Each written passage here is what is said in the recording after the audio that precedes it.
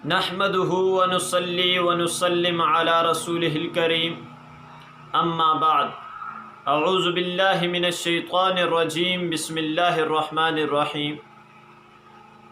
میرے معزز سامعین و ناظرین، آج ہم آپ کے سامنے اس بات کو بیان کریں گے کہ آدمی گناہ کیوں کرتا ہے، انسان سے گناہ کیوں سرزد ہوتے ہیں۔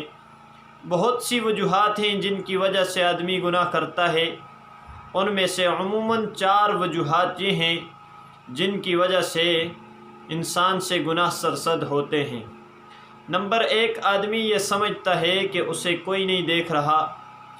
نمبر 2، آدمی یہ سمجھتا ہے کہ اس کے ساتھ کوئی نہیں ہے۔ نمبر 3، انسان یہ احساس کرتا ہے، یہ محسوس کرتا ہے کہ آدمی جو ہے اس گناہ کو کرے گا تو پھر اس کا علم کسی کو نہیں ہوگا۔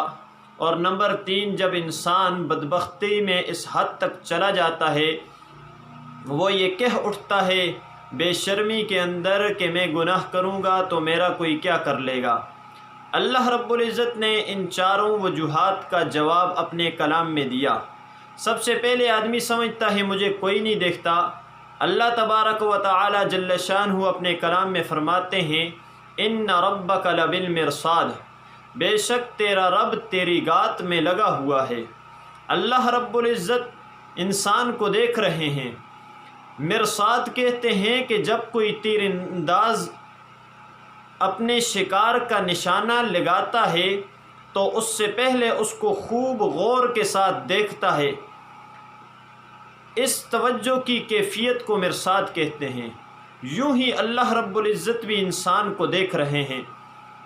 انسان کا کوئی لمحہ ایسا نہیں ہے کہ اللہ رب العزت اس سے غافل ہوں، تو اللہ رب العزت ہر وقت دیکھ رہے ہیں۔ نمبر 2، آدمی یہ سمجھتا ہے کہ اس کے ساتھ کوئی نہیں ہے، جبکہ اللہ رب العزت ہر وقت انسان کے ساتھ ہوتے ہیں۔ رب کریم اپنے کلام میں اس کا جواب دیتے ہیں، فرمایا کہ جہاں تم 3 ہوتے ہو تو چوتھا اللہ، جہاں تم 5 تو چھٹا اللہ، تم تھوڑے ہو یا زیادہ جہاں بھی ہوگے اللہ تمہارے ساتھ ہے۔ دوسری جگہ پر اللہ رب العزت فرماتے ہیں وَهُوَ مَعَاكُمْ أَيْنَمَا كُنْتُمْ، وہ اللہ تمہارے ساتھ ہے تم جہاں بھی ہو، اللہ تمہارے ساتھ ہے۔ تو یہ انسان کو نہیں سوچنا چاہیے کہ اس کے ساتھ کوئی نہیں۔ تیسری، یہ انسان یہ خیال کرتا ہے کہ اس کی برائی کا علم کسی کو نہیں ہوگا، جبکہ اللہ رب العزت فرماتے ہیں یعلم خائنۃ الاعین وما تخفی الصدور، کہ اللہ رب العزت تمہاری آنکھوں کی خیانت کو بھی جانتا ہے اور جو تمہارے سینے کے اندر چھپا ہوا ہے اللہ اس کو بھی جانتا ہے۔ تو اللہ تو ہر چیز پر واقف ہیں۔ اور چوتھی، انسان سمجھتا ہے کوئی میرا کیا کر لے گا، یہ بڑی بدبختی کی بات ہے۔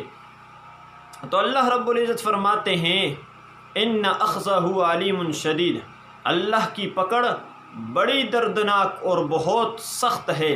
اور دوسری جگہ اللہ نے فرمایا وَلَا يُوثِقُ وَثَاقَهُ أَحَدٌ، قیامت کے دن اللہ ایسے باندھیں گے جیسے کوئی اور باندھ نہیں سکتا۔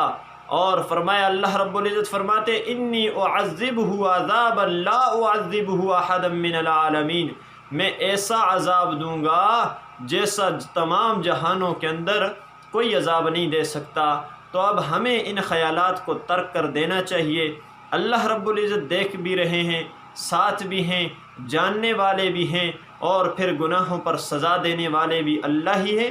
اس لیے یا تو پھر ہمیں گناہ وہاں جا کر کرنا چاہیے جہاں ہمیں اللہ بھی نہ دیکھے۔ تو اللہ تو ہر جگہ دیکھتا ہے، جب اللہ ہر جگہ دیکھتا ہے تو صرف یہی بات ہے کہ ہمیں گناہوں کو ترک کرنا چاہیے، اللہ سے معافی مانگنی چاہیے، توبہ استغفار کرنی چاہیے، تاکہ اللہ رب العزت ہمیں دنیا اور آخرت کے اندر اچھی زندگی گزارنے کے لیے دے، اور اللہ رب العزت اپنے رحم و کرم والا معاملہ ہم سب کے ساتھ فرمائے۔